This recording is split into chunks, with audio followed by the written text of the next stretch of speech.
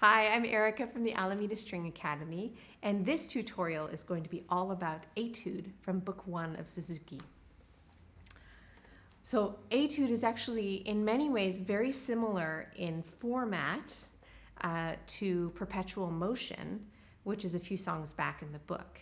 So there are a lot of kind of pattern finding skills that you can apply from that piece to this one.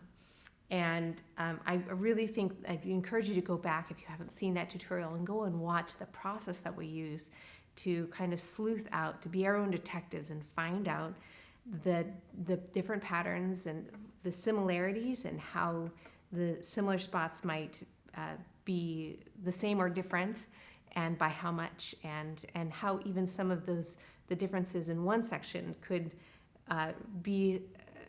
bring out some similarities in another section that is entirely different. So for the purposes of this etude, I want to talk a little bit, or of this piece, I want to talk about the finger patterns in each of these groups, in each of these phrases, okay? And I've gone ahead and grouped this piece in my mind. I've looked for the patterns, and basically we have the song divides into kind of two different ideas. We've got the first idea, which is really two small ideas grouped into one, and that repeats itself, okay? And that the first idea and the second idea together go like this.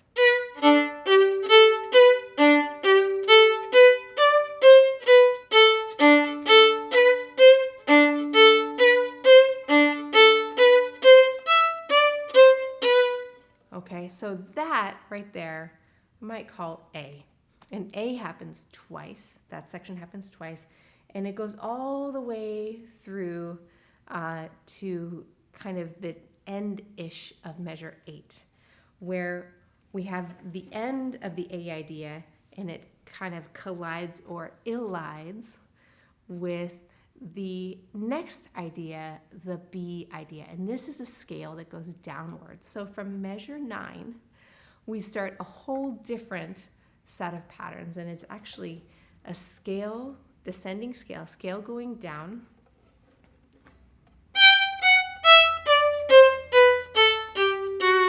Arpeggio bouncing all the way back up, and then a scale going down again. And then we find ourselves right back at the A idea, the first idea of the piece.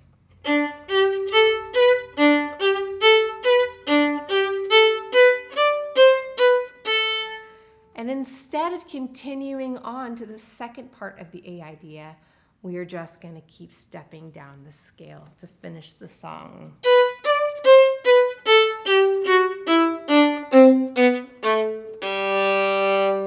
Okay, so we might call it, it's sort of like a shorter A at the end of the piece. So we have A, B, and then A. Okay, so let's talk a little bit about this finger pattern in the A section. This is measure 1 through 4. And I'm going to talk specifically about measure 1 here for a second, okay?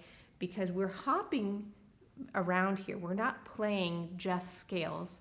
We're not even really necessarily playing an arpeggio pattern, but we are skipping around, and we want to keep our hand frame really steady and nice and light and flexible, so that we can, if we keep our hands in the hand frame or in the shape that we want, then we can just kind of call out each finger individually and have it plop down and pop right back up like popcorn fingers.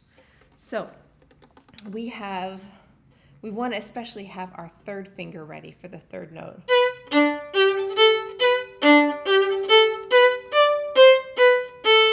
Okay, and with that, we're going to be watching that we're doing a really quick string crossing back and forth between the A and the D string.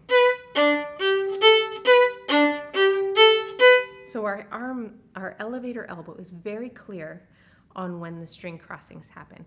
And a great way to practice that is to actually put a giant stop sign between every single string crossing in a short part of the piece. So I would do like 1 measure or 2 measures at a time, tops. Something that's short enough for your brain to kind of see and understand every little detail, like know how many stops you have coming up from beginning to end. So if I was to just do the first measure, it would look like this. Stop, stop, stop, stop, like that, okay? And so I'm stopping so that I can really see my elevator elbow move up and down, so I have a real clear change from one string to the next. And then I'm going to practice making those stops a little bit faster.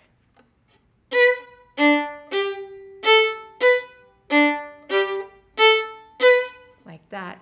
And it sounds a little jerky right now, but the quicker I can do that, and I'm still checking to make sure that I'm all loosey and nothing is stiff or stuck, but everything feels bouncy and light, then I'll be able to speed it up quicker and put all the notes back together. And the thing is, we're always going to listen for how it sounds, because if it sounds clear, then you know you're on the right track. If you're doing stuff and it just doesn't sound right, then we still have some work to do, okay? And we can be our own detective here. If we say, you know what, I know I'm stopping and I'm doing my elevator elbow, but it still doesn't sound clear, we might want to watch our bow and watch the hair and the point where it contacts the string, the contact point. We want to watch that, and we want to feel the bow sunk into the new string. Our fingers are sitting in the bow when we move strings, so that we're not just like going over and skating into the new string with a very light, fluffy contact point, but we're really transferring the weight of our fingers from one string to another and back. And that's what gets the popping sound that we need in this staccato stroke. So watch your string crossings in this etude.